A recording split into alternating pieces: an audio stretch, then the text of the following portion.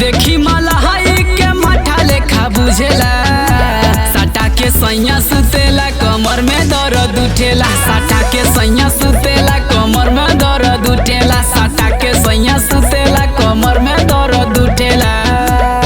बड़ी बेदर्दी बा हो।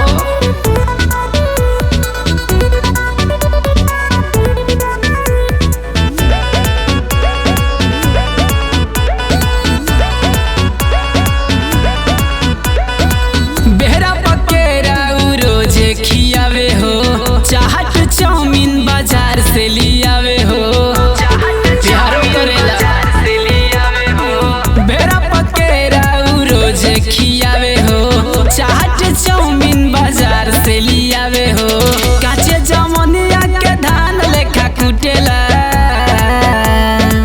काचे जमनिया के धान लेखा कुटेला, सटा के सैया सुतेला कमर में दर्द उठेला, सटा के सैया सुतेला कमर में दर्द उठेला।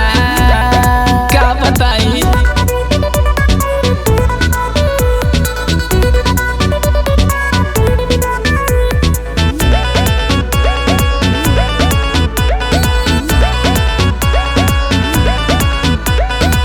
बुझस ना फीलिंग बा उनका बाहर हो, अंकित की संधर है बुखार हो, मन तो नहीं बुझस ना फीलिंग बा उनका बाहर हो, अंकित की संधर है बुखार हो।